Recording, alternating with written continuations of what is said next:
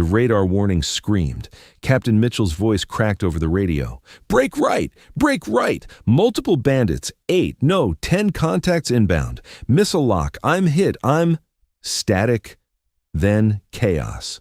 The four-ship formation of F-15 Eagles scattered as enemy fighters swarmed from above like wolves on sheep, their missiles streaking through the sky, leaving white contrails of death.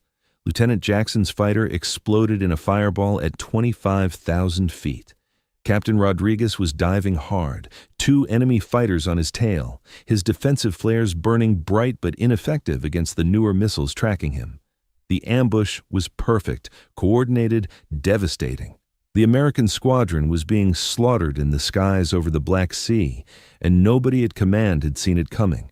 But 40,000 feet above the carnage, flying combat air patrol in an F-22 Raptor that everyone thought was just routine presence patrol, 24-year-old First Lieutenant Scarlett Hayes watched the ambush unfold and made a decision that would either save her squadron or end her career.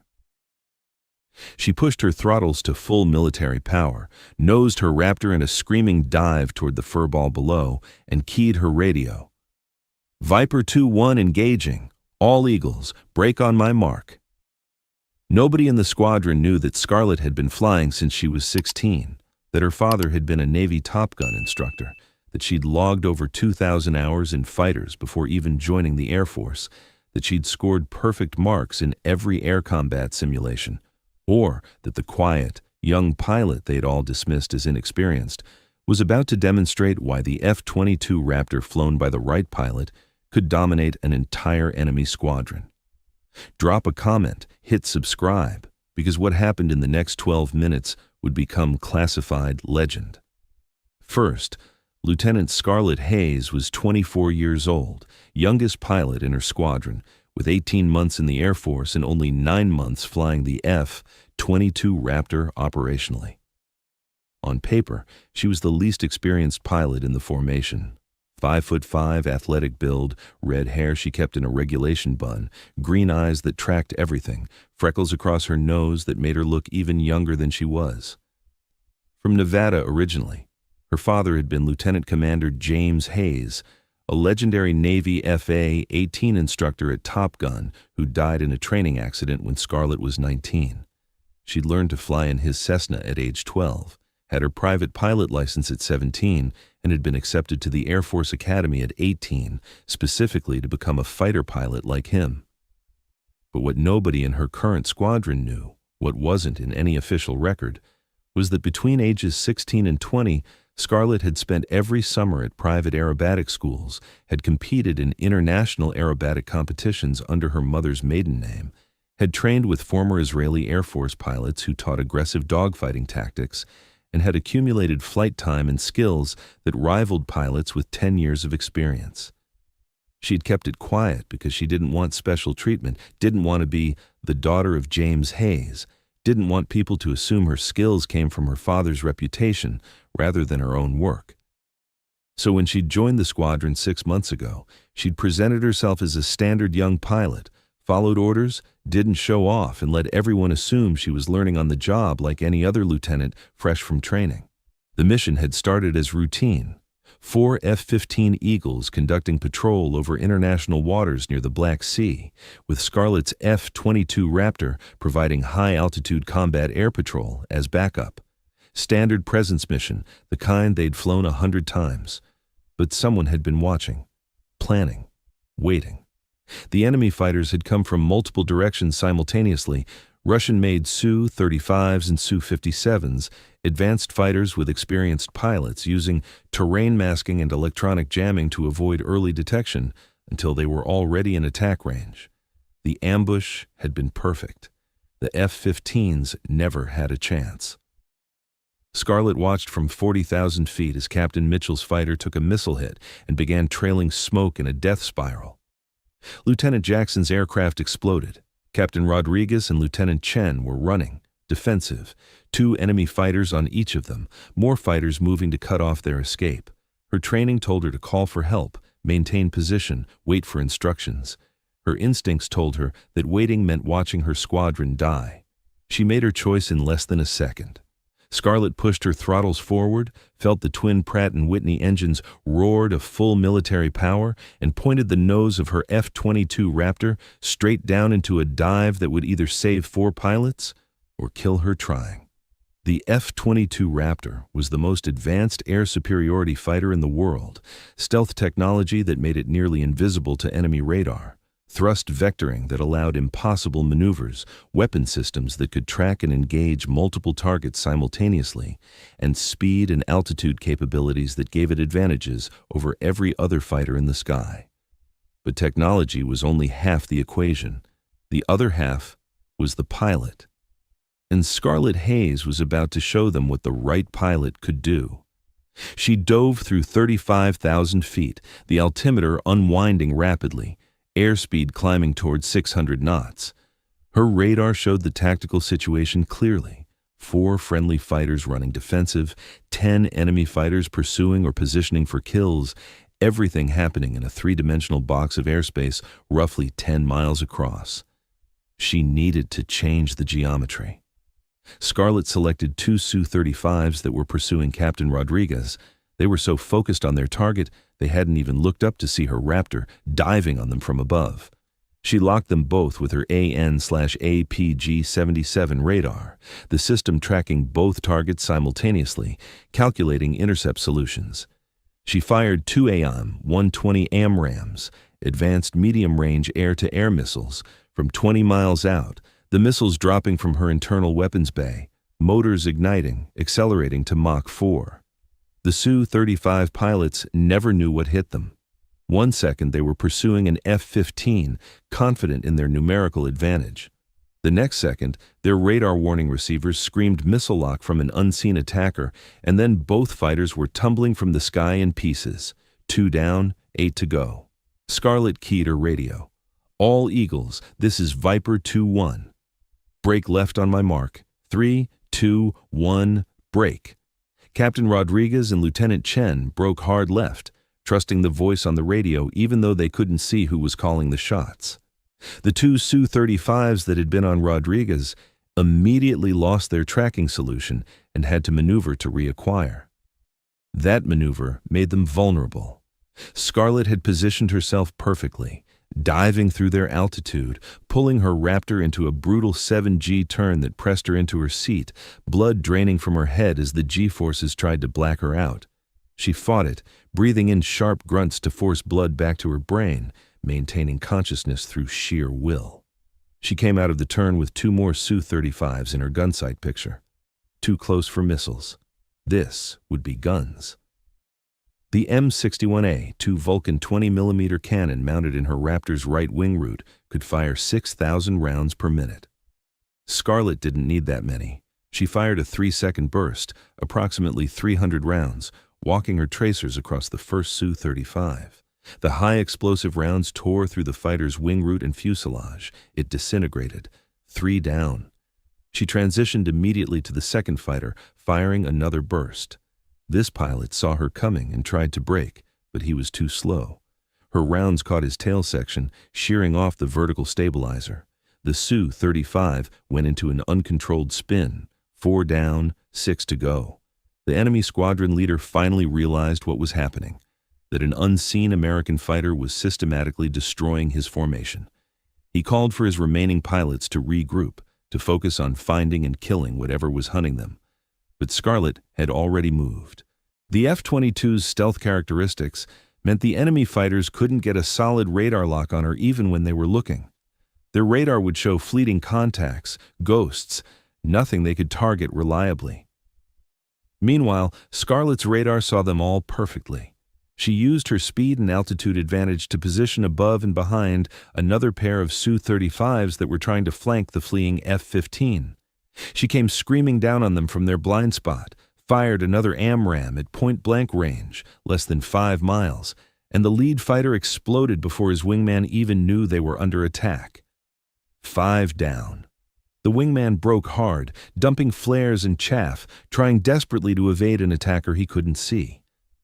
Scarlett stayed on him, matching his turn, pulling her Raptor through a maneuver that would have torn the wings off a lesser aircraft. The F-22's thrust vectoring nozzles deflected engine exhaust, helping her turn inside the Su-35's radius. She fired her cannon again. Short burst. The Su-35's canopy shattered, and the fighter nosed over into a dive. 6 down, 4 to go. Captain Rodriguez's voice came over the radio, breathless and awed. "Viper 2-1, whoever you are, you just saved my life." Multiple times. Scarlett didn't respond. She was already tracking the next targets.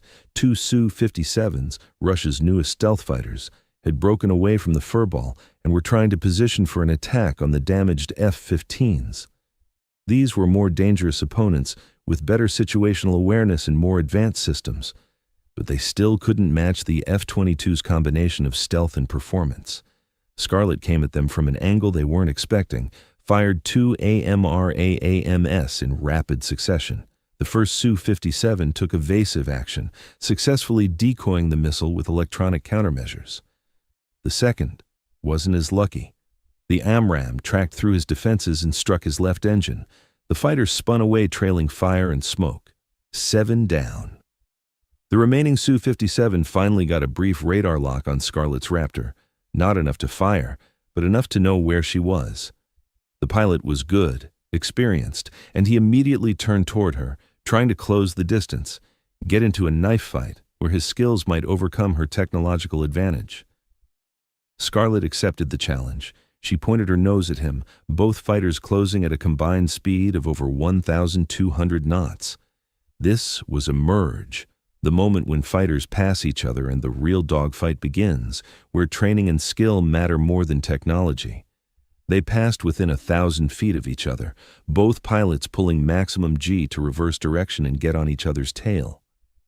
Scarlett pulled so hard, her G-suit inflated like a blood pressure cuff, squeezing her legs and abdomen to keep blood in her brain. Her vision narrowed to tunnel vision, grayed at the edges, but she maintained consciousness and kept pulling. The two fighters spiraled around each other, each trying to gain the advantage, trading altitude for airspeed, performing maneuvers at the edge of aerodynamic possibility. This was pure dogfighting. The kind of combat that hadn't been common since Vietnam, where missiles and beyond visual range kills had supposedly made close-range maneuvering obsolete. But sometimes you still had to fight with knives. Scarlett used every trick she'd learned from her father, from her aerobatic training, from Israeli instructors who'd fought real dogfights over the Middle East. She used the Raptor's thrust vectoring to execute a Herbst maneuver, pointing her nose away from her direction of travel, letting her aircraft slide sideways through the air while pointing her weapons at the enemy.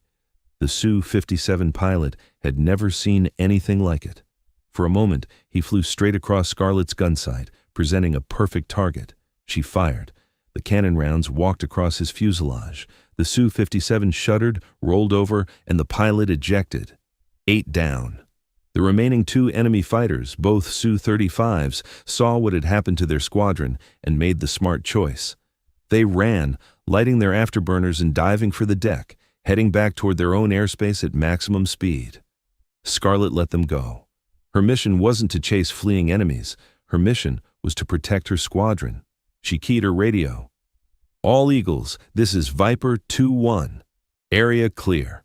Proceed to Rally Point Delta for damage assessment." Captain Rodriguez responded immediately. "Viper 2-1, we're showing 4 remaining fighters from our formation. Lieutenant Jackson is down. Captain Mitchell ejected, but his beacon is active. The rest of us are damaged but flyable." He paused. "Who the hell are you?" "I've never seen flying like that in my life." Scarlett hesitated. Then, "Viper 2-1 is First Lieutenant Scarlett Hayes." "Just doing my job, sir." The radio went silent for several seconds. Then, "Hayes? The new kid? The lieutenant who barely talks in briefings?" "Yes, sir." Another pause. Then Captain Rodriguez's voice came back, and it was different now, respectful, almost reverent. "Lieutenant Hayes, I've been flying fighters for 14 years. I've trained with the best pilots in the world. What you just did, 8 confirmed kills in 12 minutes, most of them while performing impossible maneuvers, saving 4 pilots who were dead to rights." He paused again. "Where the hell did you learn to fly like that?" Scarlett looked out her canopy at the blue sky around her, thought about her father, about all those summers at aerobatic schools, about the hours of training nobody knew about. My dad taught me, sir, and I've had a lot of practice. The debrief at Aviano Air Base in Italy lasted 8 hours. Scarlett sat across from her squadron commander, Lieutenant Colonel Sarah Chen, the wing commander, Colonel Marcus Johnson, and 2 officers from Air Combat Command who'd flown in specifically to hear her account. The gun camera footage and radar recordings told most of the story. 12 minutes of air combat where Scarlett had engaged 10 enemy fighters, destroyed 8 confirmed, and saved 4 American pilots who would have certainly been killed. Colonel Johnson reviewed the footage for the 3rd time, shaking his head. This maneuver here, where you pointed your nose perpendicular to your velocity vector while maintaining controlled flight, I've never seen anyone execute that in combat. That's pure aerobatic flying applied to air combat. Scarlett nodded. It's called a Herbst maneuver, sir. I learned it at an aerobatic competition in Switzerland 5 years ago. Lieutenant Colonel Chen leaned forward. Lieutenant Hayes, I've reviewed your official file. It shows 2,200 flight hours total, 9 months in the F-22 standard training progression. But what I just watched wasn't standard anything. What's not in your file? Scarlett took a breath. Ma'am, my father was Lieutenant Commander James Hayes, Navy Top Gun instructor. He taught me to fly when I was 12. Between ages 16 and 20, I attended private aerobatic schools in the U.S., Switzerland, and Israel. I competed in international aerobatic competitions under my mother's maiden name, Robertson.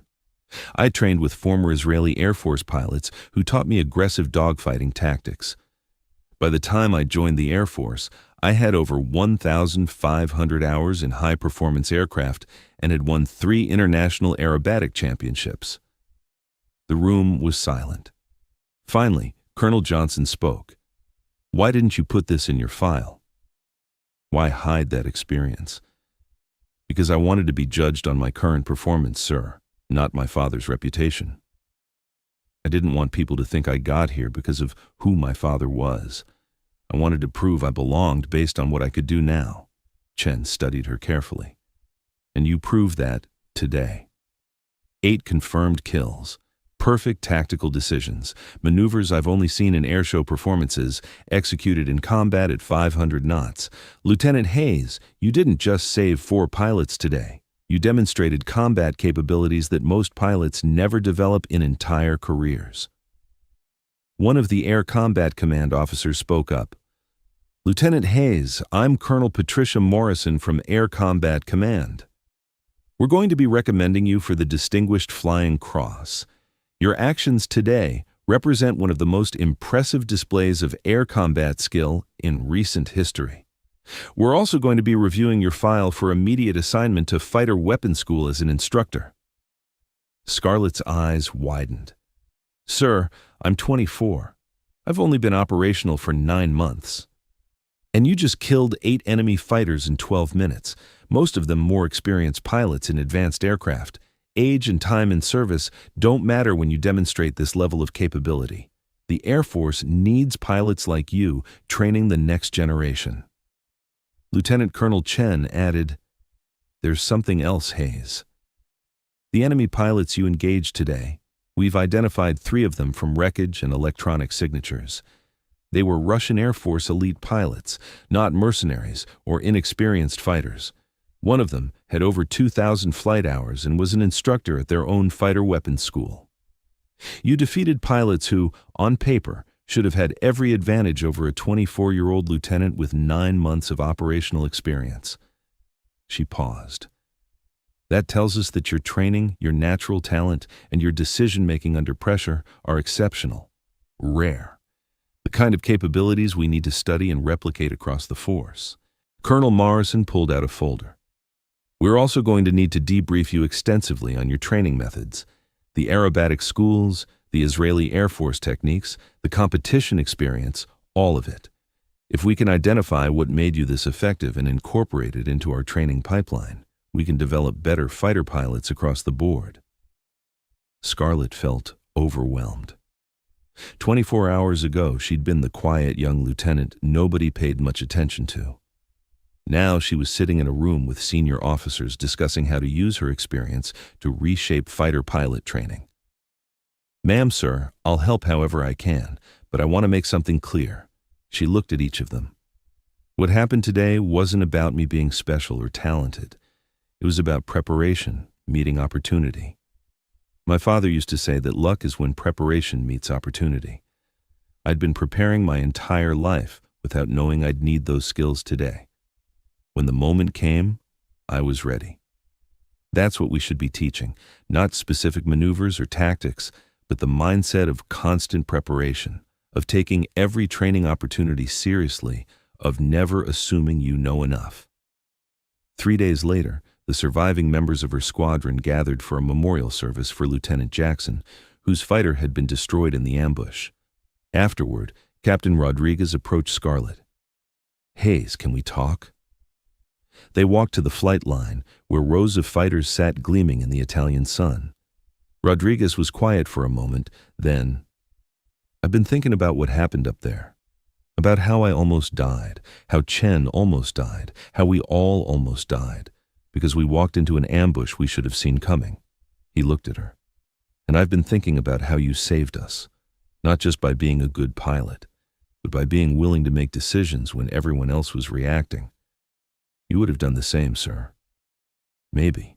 But you did it, and you did it while flying like some kind of aerial magician." He smiled slightly. "The squadron's been talking. Trying to figure out who you really are. Some people think you're some kind of secret test pilot. Others think you're CIA or something." Scarlett laughed. "I'm just a lieutenant who learned to fly from her dad and spent a lot of time practicing." "Your dad was James Hayes, the James Hayes, the Top Gun instructor who wrote half the current ACM manual. You knew?" "I looked it up after the debrief. I remember hearing about him when I was coming up through the ranks. He was a legend, and now I understand why you are what you are." Rodriguez extended his hand. "Thank you for saving my life, and for showing us all what's possible when someone truly masters their aircraft." Scarlett shook his hand. "Thank you for trusting me when I called the break.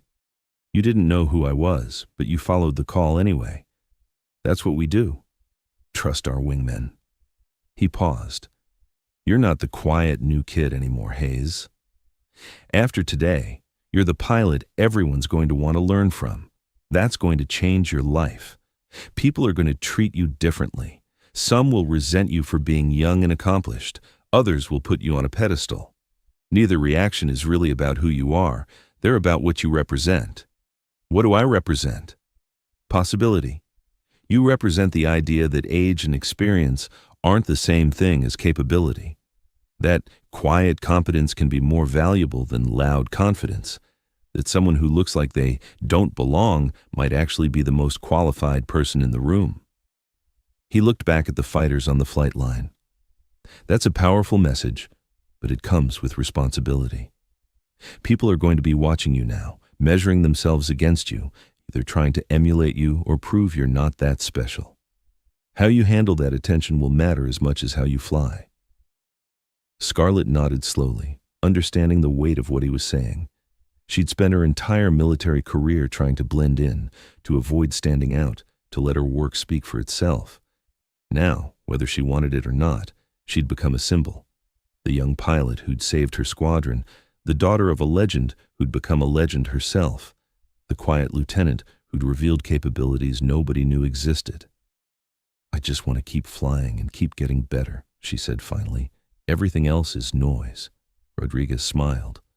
"That's exactly the right attitude. Stay focused on the work, not the recognition. The work is what matters. The recognition is just consequence." 6 months later, Scarlett stood in front of a class of fighter pilots at Nellis Air Force Base in Nevada, home of the Fighter Weapons School. At 25, she was the youngest instructor in the school's history, and every seat in her classroom was filled with experienced pilots eager to learn from the pilot who'd become a legend. "Today we're going to talk about decision-making in fluid combat situations," she began. 6 months ago, my squadron was ambushed over the Black Sea. 4 F-15s against 10 enemy fighters. They had surprise, superior numbers, good tactics, and experienced pilots. By every measure, they should have won. She clicked to the next slide, showing the tactical situation. But they made one mistake. They assumed the high-altitude CAP aircraft, my F-22, was just routine presence patrol. They assumed I was inexperienced because I was young. They assumed I would follow doctrine and wait for instructions. Another slide. Gun camera footage of her first missile kill. I didn't wait. I assessed the situation, made a decision, and executed. And in 12 minutes, I changed a losing situation into a victory. But here's what's important. That decision wasn't reckless or impulsive. It was based on years of training, thousands of hours of practice, and a clear understanding of my aircraft's capabilities and my own skills. She looked at her students, experienced pilots, most of them older than her, some with combat experience, all of them here because they wanted to be the best. The lesson isn't that you should be reckless or ignore orders. The lesson is that when lives are on the line, you need to trust your training, trust your instincts, and be willing to act decisively even when it's not what people expect from you. But that trust has to be earned through preparation. You can't be decisive in the moment if you haven't done the work beforehand. One of the students raised his hand. Lieutenant Hayes, the maneuvers in that footage, the Herbst, the post-stall pointing, the high G sustained turns, those aren't standard tactical moves. Where should we learn those? Scarlett smiled. They're not standard because most pilots never need them. But when you do need them, they can mean the difference between life and death. If you want to learn them, there are aerobatic schools all over the world. Spend your leave time learning to push your aircraft to its limits in controlled environments. So when you need those skills in combat, they're already programmed into your muscle memory. That's what I did. Every summer from age 16 to 20, I spent my time at aerobatic schools, learning to fly aircraft at the edge of their performance envelope. It wasn't about showing off. It was about understanding what an aircraft could do and what I could do, so that when I needed that knowledge, it was already there. Another student spoke up. "Ma'am, some of us are concerned about the age thing. You're 25 and already an instructor here. Some of us have been flying for 10 years and are just getting to weapons school. How do we reconcile that?" Scarlett nodded, appreciating the honest question. "That's a fair concern. Here's what I'd say. Age and calendar time don't equal expertise. Quality of training and intensity of practice matter more than years of doing something. I had advantages. A father who was an expert pilot, access to high-quality civilian training, the drive to compete internationally. That gave me thousands of hours of high-intensity practice before I ever put on a uniform. Your path might be different, but the principle is the same. It's not about how long you've been flying. It's about how intentionally you've been improving. Every flight can be a learning opportunity if you approach it that way. Every debrief can make you better if you're honest about your mistakes. Every sim session can build skills if you challenge yourself. Focus on being better today than yesterday, and the rest will follow." A third student raised her hand. "Lieutenant Hayes, what about the emotional side? You watched Lieutenant Jackson die. You knew Captain Mitchell might die if you didn't act fast enough. How did you manage that emotional pressure while executing at such a high level?" Scarlett paused, considering the question carefully. It was one she'd asked herself many times in the months since the engagement. "Honestly, in the moment, I didn't have time to process emotion. I was operating on training and instinct. The emotional impact came later, after we landed, during the memorial service, in quiet moments when I had time to think about what happened." She took a breath. "The truth is, being a fighter pilot means accepting that you might have to watch friends die, that you might die yourself, that split-second decisions can mean the difference between life and death. You can't let that paralyze you. You train so hard that when the moment comes, your body and mind know what to do even when your emotions are screaming. You process the trauma later, with help if you need it. But in the moment, you have to be able to compartmentalize and focus on the mission, on saving who you can save, Years later, after Scarlett had moved from fighter weapons school to operational squadrons to test pilot school to eventually command her own fighter wing, students would still study that 12-minute engagement over the Black Sea. The tactical decisions, the maneuvers, the ruthless efficiency with which she dismantled a numerically superior force. It became required viewing at every fighter weapons school in NATO, dissected and analyzed, used as the gold standard for single-pilot combat effectiveness. But the real lesson wasn't about the tactics or the flying. The real lesson was that nobody knew who Scarlett Hayes really was until the moment demanded she reveal it. She'd kept her capabilities quiet, had been underestimated and overlooked, had let people assume she was just another young pilot learning the job.